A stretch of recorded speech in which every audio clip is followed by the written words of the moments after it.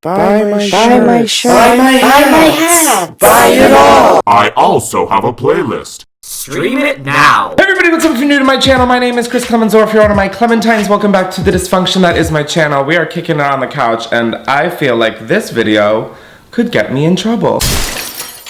If you follow me on Twitter, you kind of already know what this video is, as you've contributed to it. Earlier this week, Chrissy Teigen did a Q&A on her Twitter about life as a celebrity. Is it Chrissy Teigen? She came out and was like, my last name is Teigen. Oh, really? Yeah, and so I was like, do I pronounce it correctly with this information? Or do I keep pronouncing it wrong? I don't know. I'll probably say it both ways this whole video. Basically, she did this whole Q&A on her Twitter where she had people tweet in about what life is like as a celebrity, and it was anything from dinner reservations to showrooms to who pays bills, who runs what errands, etc. And I thought this was so fascinating because I feel like there's a huge misconception of what you guys think life as a YouTuber is like and what life of a YouTuber is really like. And so I thought this would be kind of fun to do this. Before I get into the questions, you know what? This is giving me I don't know, it's giving me very comfy on the couch vibes, and y'all I know we're smoking, so I'm gonna go grab something that I'm gonna hit on or off camera because I'm trying to, you know, keep this channel still intact so I can maybe one day hit 1 million subscribers. Guys, by the way, we are less than 8,000 people away. 8,000, not even like 80,000, not even 800,000. Quick anecdote. I left my workout yesterday and I looked at my subscriber count and it was almost less than 8,000 subscribers away from 1 million, and I just started sobbing in my car. Hold on, I have a fucking picture. I sent it to my mom and she literally was like, Chris, that is the scariest picture. I just almost had a heart attack.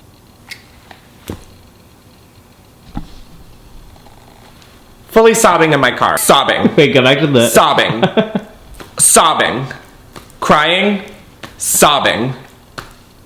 Really sobbing. I don't even know why I'm talking about this. I'm gonna go get something to enjoy, get a drink, get some food, get a joint, get all three. I don't care. Let's relax and we're gonna spill some shit. Oh, has it been recording this whole time? No, I recorded the last 2 bong hits. Great, thank you. All right, I'm locked and loaded. Does the attention make you feel more or less loved? Do you feel like an object for people's viewing pleasure, or do you genuinely feel like viewers love you?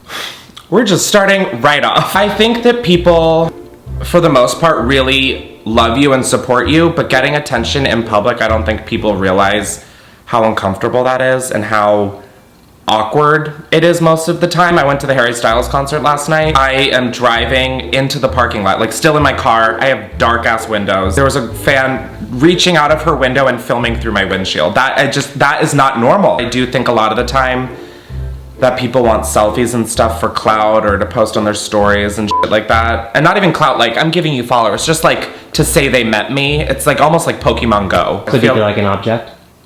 Yeah, I do think viewers genuinely, it comes from a place of love, but a lot of the time it's just that's how it ends up feeling, is like an object to take a selfie with. I love having conversations with people. Do you want me to ask you the questions? No, I like reading it because then it's official. It's I'm not Chrissy Teigen giving this interview for GQ. What's the biggest lifestyle change you had to make in order to / after becoming popular in the industry? I don't think there is a big lifestyle change. I mean, if I were really trying to chase the clout, sure. Do I care about that? No. I mean, I'm sure other people would feel pressures to change, to show off and buy really nice things. What do you do with PR packages you don't want? That is a great question.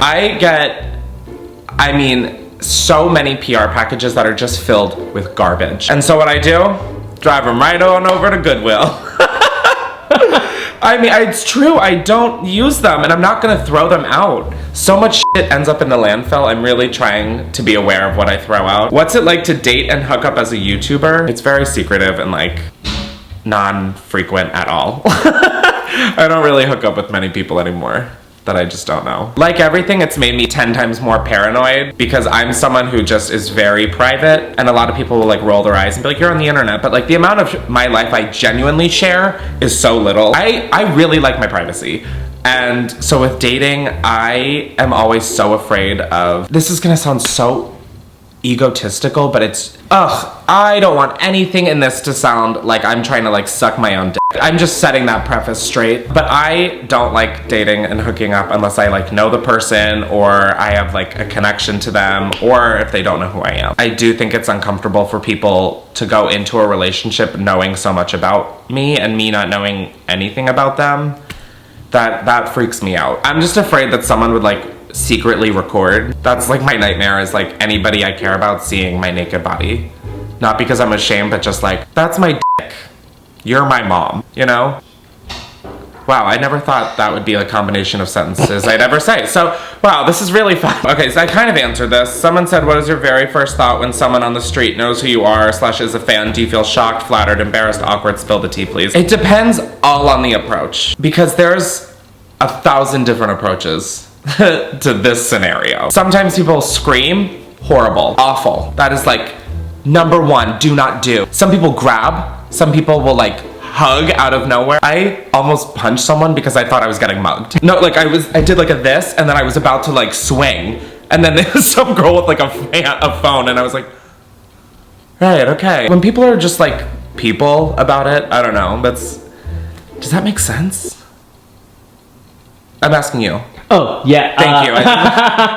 Like, I just like it when people approach it like we're both people. I don't care if people know who I am. It's like the aggressiveness about it that I'm like, that just stresses me out. It's always like very flattering, and I appreciate it because that means that someone literally supports me being able to do all of this, and that is an insane feeling. But a lot of the time it's also awkward because people around you, like I was at the Harry Styles concert last night. Take a shot every time I say that. But these like people would like take pictures with me at my seat, and then the people around me would be like, who is that? Who is that? And then those people will ask to take pictures. Then it's like, what? It's just, it's like 100 emotions at once. What was your annual income? I'm not gonna give you guys an exact number. That's insane. My annual income was the largest it's ever been. I never dreamed of making what I'm making at 26. I totally forgot how old I am. I'm like, I make like more than double what my annual salary was at my like old job in New York. With the rules for monetization being so ridiculous, how much of your income comes from YouTube? Do you have to rely more on other platforms? That is a really interesting question. I don't feel like I have to really rely on other platforms. I'll occasionally do like a brand deal on Instagram, and that will be obviously a nice random amount of money that I'll get. A majority, if not all of my money comes from AdSense and monetization. And I feel like a lot of people wouldn't think that about me, but I do a lot to make sure that, you know, I stay true to me, but I also am playing by the rules and getting my money, because it's like, this is a hobby, and it started out as a hobby, but it really has turned into a job. Just like you, if you want to keep food on your table and your lights on and all of that, you have to have a job. And so I really try to make sure that I don't smoke on camera. I've started bleeping, which I know none of us enjoy, but you know what, guys? I would rather play the game if I'm putting in this much time. And you know what, if it's a bleep, guess what? I'll make sure that for the rest of my fucking career, you will hear me say the F word in crisp clarity, Dolby's audio. But right now, if these are the cards I'm dealt, yeah, I'm gonna not totally change it, but I'm gonna make sure that I get my shit. I think all of my videos are monetized that you've seen recently. That's so crazy. Yeah, even the weed one for Thanksgiving. I don't even know how it works, if I'm being perfectly honest. It's like pretty random. How are the friendships you have with other YouTubers, like the ones that are shown on camera? Is it all natural, or do some YouTubers make it feel forced? My friendships are all, I would say like 99% of them are real. Like what you see on camera is what you get. It's like just us being friends. I mean, sometimes we'll like be like, oh, could you do that again so I can like have a clean take of it? But everything's pretty natural. I mean, yeah, I know that there's people in this whole world who do fake friendships and relationships for views or to keep a front on. Obviously, people collab and do videos with other people. For my Trisha video, for example, I wanted a third installment of like the Trisha Paytas series. I wanted to be with her. I'm not necessarily friends with her. I don't have any problems with her, but like we don't hang out. That was the only time we've hung out. And I wanted to see how I would do interviewing somebody I've never met or talked to, or really maybe even relate to or agree with, but I wanted to see how having a conversation with someone like that would be. Because I do maybe want that to be a job one day. And so, I mean, sometimes I'll do videos or other people will do videos with people they aren't really friends with, but I think people understand that it's for an end product and not because they're trying to build a friendship, you know? What's the average amount of money you make per video? Well, it all depends on what your CPM is, which is, it's like dollar per 1,000 view. So if a video gets 100,000 views and my CPM is $16 per 1,000 view, that's $1,600. Is that? So it really all depends, and your CPM can fluctuate. I don't fully know what a CPM, the whole tea about those are, but I know that they change, and mine, before bleeping my cussing, wasn't great. Oh my god, that one had 257 favorites. Jesus. My Postmates. This is what being a YouTuber's really like. How do you get on a PR package list, and how do companies know your home address to send stuff to you? So I have people who not work for me, but I have like a team of people. So I'll approach my manager and I'll be like, hi, I want to work with these brands, these brands, these brands, these brands, these brands. I like these, I like this is this. She will try and start relationships or continue relationships she may have from a different client. They will maybe give my home address and I'll be put on a list. And that is also how companies find my address to send me stuff, is that they'll just go right to the email address in all of my bios, which is my manager, and they will be like, oh, we're interested in sending Chris product. Sometimes they'll message me and be like, is this one you're even interested in? And I will most likely say no. I think that's pretty much for me right now in my life. That's how they find it. But a lot of it is through like the team of people who are behind people like me. Oh my God, you see people nominated for awards and you're like, how are they nominated? Management. Have you ever met another YouTuber who was the complete opposite of how they act on camera? I'm talking not themselves at all. If so, did you call them out on it? I probably didn't call them out on it because that's crazy. Who am I to like, yeah, like who am I to be like, you're different? I will never forget going to like Playlist Lives and seeing all of these goody people, blackout drunk, cussing. I mean, just, it was like a whole different world. And I remember seeing that when I had like 15K. And I remember being like, that is so scary. Everybody was so stressed out about like if they were drunk in the lobby and like blah, blah, blah. And I was like, that is so scary to live such a double life in a way. And so that's why I've always just kind of, like I've said, what you see is what you get. But yeah, I mean, there's definitely people who I've met and I'm like, that is not you. And I don't call them out, I just don't really seek them out or want to hang out with them. How prevalent is drug use in the YouTube community? There is, not prevalent, but there is definitely drug use. Oh, for sure. Oh my God, what am I talking about? Oh my God, have I not heard of Okay, I'm thinking about seeing people at events. Yeah, people are, I live in such a bubble of like just private, sheltered, good people. Not that people who do drugs are bad. Your daily is wholesome. Yeah, but truly I live a pretty wholesome life, which might shock a lot of people. Drug use is not prevalent, but it's definitely like, you'll go to an event and you'll see someone looking for drugs or having just done drugs. Are Emma Chamberlain and Ethan Dolan actually dating? Like, one, like I would know. Two, like I would answer that. I'm not like shitting on you for asking this question, I've never asked it, but like, or it's like, what's going on with so-and-so? Like, that is my place to tell! That is one of the ugliest things, is like when people talk for other people, I'm like, what is this press conference that no one asked for? Do you have an accountant to take care of taxes and your spending? So those are two separate things. Kind of. I have an accountant who helps me with my taxes. A business manager is like someone that you would hire to help take care of your business, and it's someone that I'm gonna have to honestly be hiring pretty soon. A business manager is someone who you would hire and they would have control of your accounts and stuff, and you would kind of need to run things by them to buy certain things. So that's gonna be an interesting chapter in my life. When you do videos with other people, do you guys half the money that the video makes, or does the person that has the video on their channel keep the full amount? I've never heard of anybody splitting a collab. It's actually pretty hard to do because you'd have to keep track of it every month and the amount that it makes. So no, it's just if it's on your channel, it's your money. It's also not really a business deal, it's a friendship thing.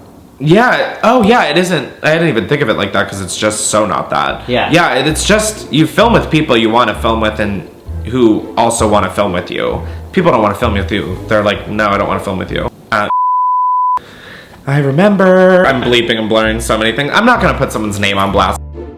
Oh, this is an interesting one that might make me cry. Do you feel like you're under a lot of pressure to have original ideas all the time? Yes. Like, all the time, especially now that this is a career for people. So many people are flocking to this whole career path, which is bizarre to me because it is such a sad and lonely career path. But yeah, I think it's the hardest part of my job and why I think I'm miserable 5 to 7 days out of the week. It's really hard because if you don't do an original video, people give you their unsolicited opinion of that unoriginal idea of a video. There is a huge pressure because if people lose interest in you, they'll just find another person to hop to. Someone said, so how widely accepted is cocaine?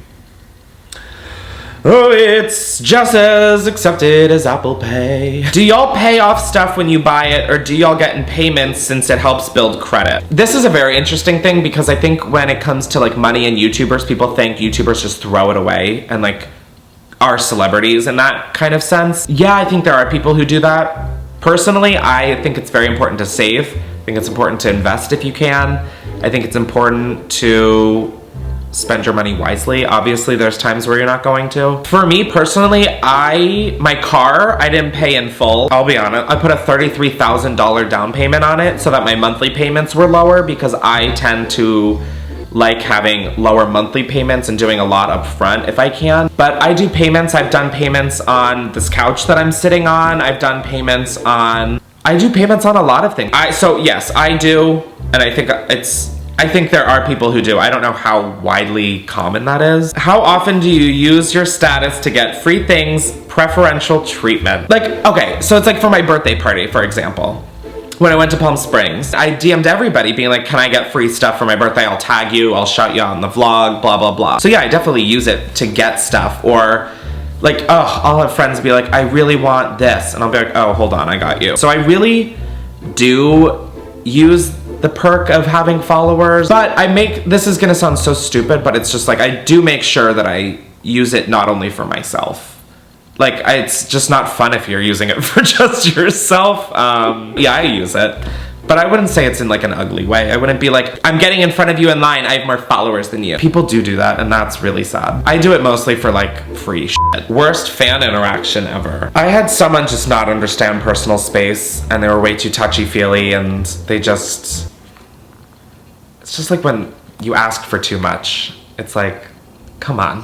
What's the worst part of YouTube conventions or events? For conventions, let's talk about this recent VidCon. This is a prime example. Conventions, if you're like a popular YouTuber, are brutal. If you're not at a panel or your scheduled meet and greet or this, you're in your hotel room because you can't really go anywhere. Luckily, actually for VidCon, I drove there, so I had my car, so I like was fucking gone. But at like Playlist, you're pretty stuck in the hotel in the middle of fucking Florida. So it's usually sitting in your hotel room, which is extremely isolating, and you feel so shitty. And sometimes people find your hotel rooms and they sit outside of them and they listen. Shout out to you, Playlist Live DC. But like VidCon, anytime I was in public was like truly pinching my leg to keep tears from falling down my face. I mean, I'm not getting into why because that's a personal matter, but there was shit going on, and the last place I needed to be is a place where it's all about, oh, you're here. So it can be brutal, but it's also really rewarding to see the progress of your work, I guess, in terms of like people excited to see you. That's always really like redeeming. But conventions overall pretty much suck. Well, there it is. Now we're gonna just do rapid fire ones and hopefully keep them rapid fire. Average pay for a brand deal. It depends on the platform. My Instagram rates are different than my Instagram story rates, which are different than my Twitter rates, which are different than my 60-second integration rates, which are different than my full video rates. And then sometimes you can get a fun combo of a few and then really rack up a nice price. How much time do you dedicate to editing videos each week until the video's done? I probably spend 20 hours a week editing for 2 videos a week. What is it like when people actually recognize you out in public? Have you had any like crazy screaming fans? Yup. Did you lose friends after you started getting fame? No. That is literally, I started cutting a lot of the people who either had a problem with it or like weren't cool about it or were like trying to mooch. But like, no, I wasn't like, I'm famous, bye y'all. If anything, I'm like, oh, I have a really dumb, cool life. I'm trying to like get everybody to like be as happy as they can. Do people just start selling merch and other things because AdSense money isn't enough? Personally, Middle Kit is not for the money. I mean, yes, this last month or whatever has been insane, but all of the money I make on Middle Kid goes right back into Middle Kid. I have not seen 1 cent of any Middle Kid earnings. The next like real drop 4 is entirely custom. I'm getting it made in a factory that is eco-friendly, that is fair wages. But yeah, a lot of people sell merch just as a quick cash grab. At least your inner artist mini palette. Excuse me. Oh my god, a lot of people are asking, when you collab with others, do you split the money? That's so interesting. Do you have a long-term 10+ years career plan? Yeah, oh my god, are you kidding me? I think a lot of people don't, which is so scary to me. What's it like when the beauty community beefs with each other? Who fucking cares?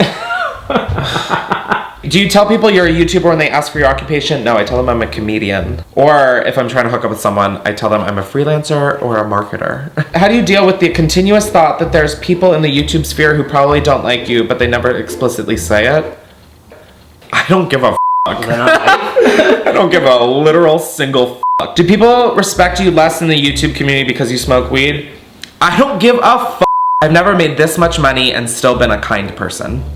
So, if people don't like the fact that I smoke weed, that's fine. But if I smoke it around people, I'm always making sure, do you want me to smoke it outside? If people think any less of me, that sounds like a them problem, not a me problem. Ever had a scary experience with a fan? I mean, it's not scary, but like when people like know where you're gonna be and are waiting there, that freaks me out. It's not that I think I'm in danger, but it's scary that how did they know that I was gonna be there? I know I'm probably not in any danger, but it's still to me scary having someone wait outside of a place that you're gonna be at or are living at. How hard was it to build your brand and take the leap into YouTubing? We are coming up on the 7-year anniversary on December 27th, and it's taken 7 years. And I used to be really torn up over that and be really sad that I wasn't growing as fast as like all these other people, but I've built something so solid and continuously growing over 7 years, and it's just solid. I pull more views than a lot of people who have like double my audience. And that's a really cool feeling. That's because of people who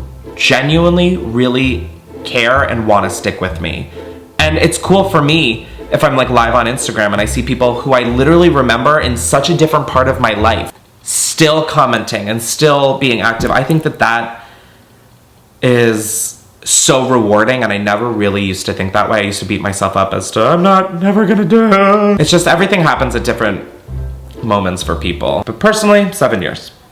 And it's very fucking hard. What's a day in the life of a YouTuber when they aren't filming? Well, it depends on the YouTuber. For me, I really enjoy working. I just enjoy it. It's structured, it makes sense to me, it feels productive. So like I do have free time, but I do fill it with Depop or other business kind of things. I feel like this is the last rapid fire question and the last question for this video. Do you actually use the brands that sponsor you? Yeah, like I would at least make sure they're good. A lot of the times I'll get offers from like Reebok or Dollar Shave Club. I haven't necessarily paid into Dollar Shave Club, but do I shave my face and do I need a razor? Yeah, and it turns out that their razors were bomb. So a lot of the times I'll actually find great products from offers, but I wouldn't do like one of those like Fit Tea shits or whatever. On the podcast Don't Mess that I did with Christine, we realized that we weren't getting any of the email offers for these, and people were just accepting them for us, and we hadn't had any issues because they were like for HelloFreshes and stuff that I would literally use. But we got the script for this one and we were like,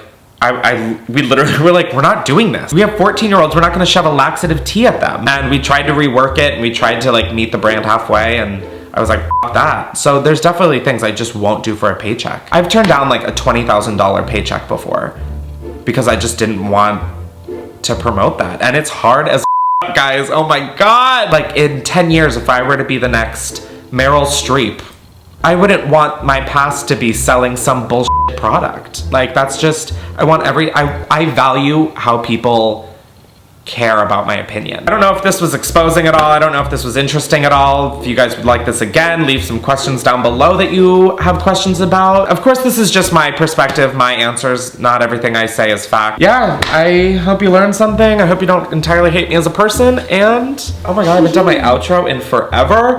But don't forget to like this video, share it with friends, subscribe to my channel, bye, very much for the meantime. Stay cool.